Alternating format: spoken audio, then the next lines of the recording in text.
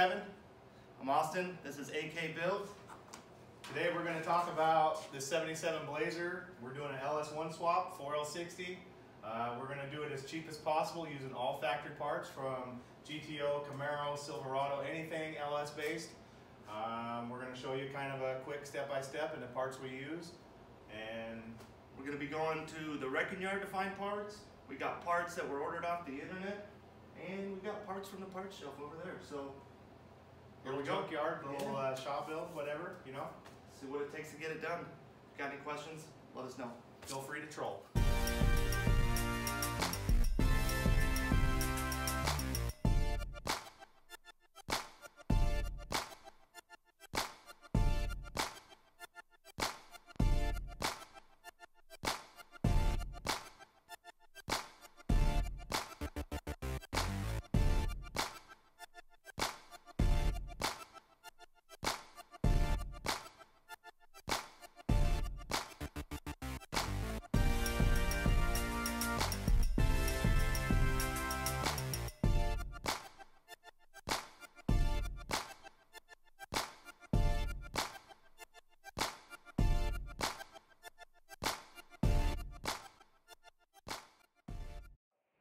We just got the motor in the engine bay. Everything was pretty straightforward. We had a couple of issues with the oil pan. We used the F-body oil pan with the GTO windage tray, and it caused a little problem with pan fitment. So what we did is we ended up cutting off a little bit of the GTO windage tray. Pan fit great after that. We installed Dirty Dingo mount stands, and with the factory Blazer mount, the rubber mount pad. Other than that, it went right in. Used the Turbo 350 driveline, cross member, very little modification to the factory cross member, and we got the tank removed. So we're going to show you next what we're going to do with the fuel system. So we went to get our fuel system put together. We got our fuel tank off the internet. We also got a new filler pump off the internet as well. Comes looking like this. We need to replace this pump with a larger pump. Whatever brand you like best would probably be fine. We're going to go with the 255 LPH pump. That should keep this thing well fed as far as fuel is concerned. We went to the store here locally in town, got all our push lock fittings that we could need. This one's an important one. This goes straight to the factory LS fuel rail from the Camaro, or actually any GM from that generation is going to have a similar fitting to this to adapt to the factory fuel rails. We also got about 20 feet of push lock, rubber push lock high pressure fuel line, and some heat sleeve in case we get close to any of the headers or exhaust, because heat and fuel don't mix very well. So we're going to show you how we're going to modify this fuel pump assembly. This is a factory EFI style for this Blazer, a little bit later model. It uses, hey buddy. Wookie, come here buddy. Come on Wookie. Good boy. Uses the factory O-ring compression fittings here. We're going to ditch that. We're actually going to cut these off right there. This is the high pressure, this is the low pressure.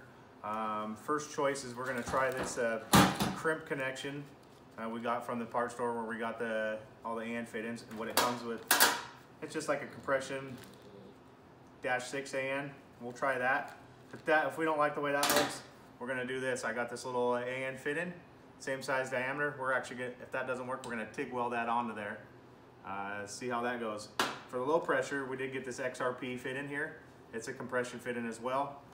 Not a big deal, low pressure, just a return side. That should work great. Yeah. This is the piece we got for the fuel rail. Clips onto the fuel rail. We're going to show you how we do that.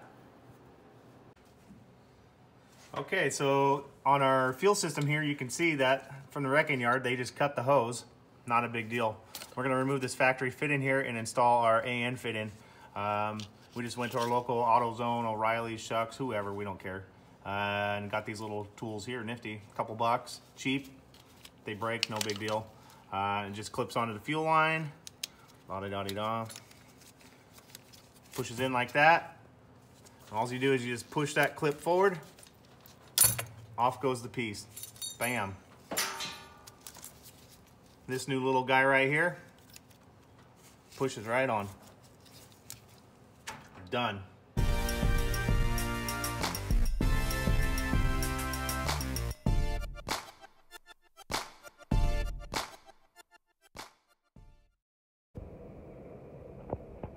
So we were just getting the fuel tank, finishing putting the fuel tank together here, and I remembered that we need a fuel return line, and if we look over here at our fuel rail, you can see we only have one line. We don't have a fuel return line. So, saving all the parts like we always do, we'll go over here to our parts pile.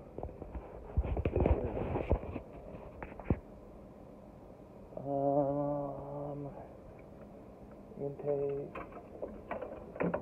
Oh, hey, we need these too. Anyways. There we go. So this is the Corvette regulator and return line all in one piece. Your fuel feeds in through here, returns here, and goes out to your engine on this side. You can buy kits for these pretty much at any of the big retailers for performance parts. Really slick system if you're running an NA type motor, or really any LS swap for that matter. So yeah, we'll get this hooked up. It goes in between the tank and the engine. That's all you got to do is 2 lines there, 1 line there.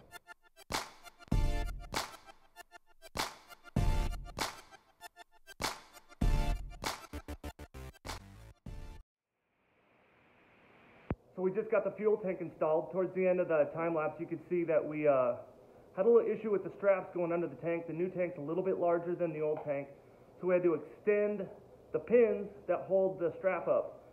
Pretty straightforward. We just used some quarter round and welded it on there. No big deal to fix that. And we're going to go to the wrecking yard today, and we're gonna scrounge up some stuff that we. So came out to the wrecking yard to get parts for the Blazer. I don't really know what we need. Random stuff, tranny lines, dipstick, throttle cables, and manifolds. Whatever loose stuff we can find. Yeah, sounds like a plan to me. Got this got a pretty good selection of all sorts of garbage. Alright. Look at dipstick. Yeah, dipstick tube. Perfect. Okay. Perfect.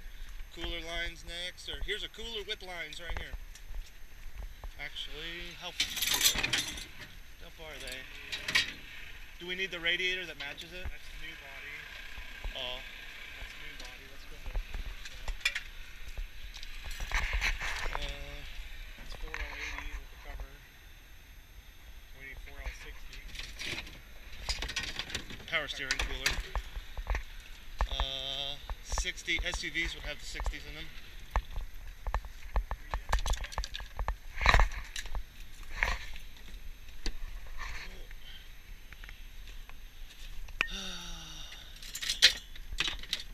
Here I got some of them. Here's half of one. Let's see if we can find something a little bit better.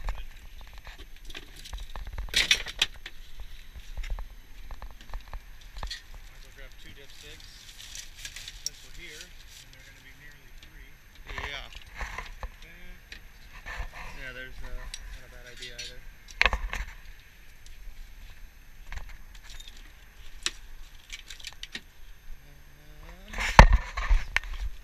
Oh, spotless. I like that.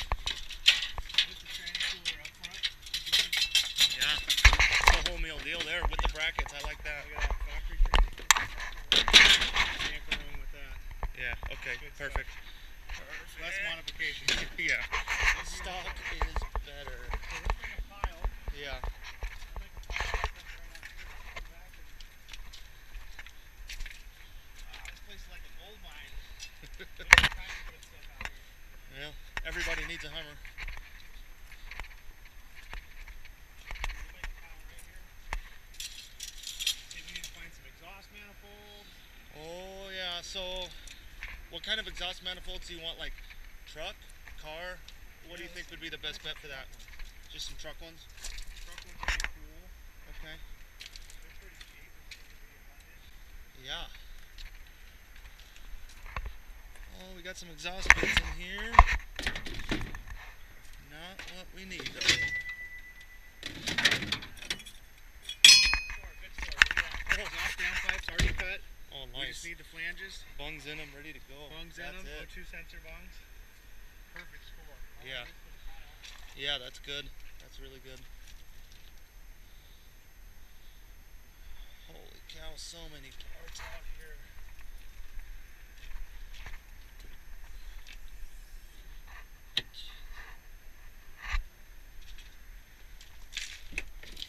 Oh.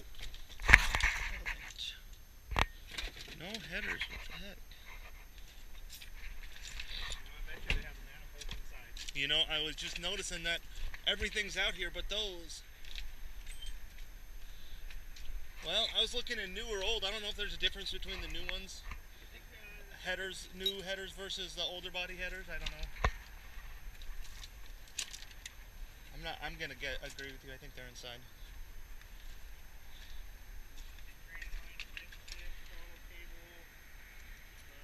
A lot of good. Oh, those are all. Oh, 03. Okay, this might be a worthy look. A lot of parts here.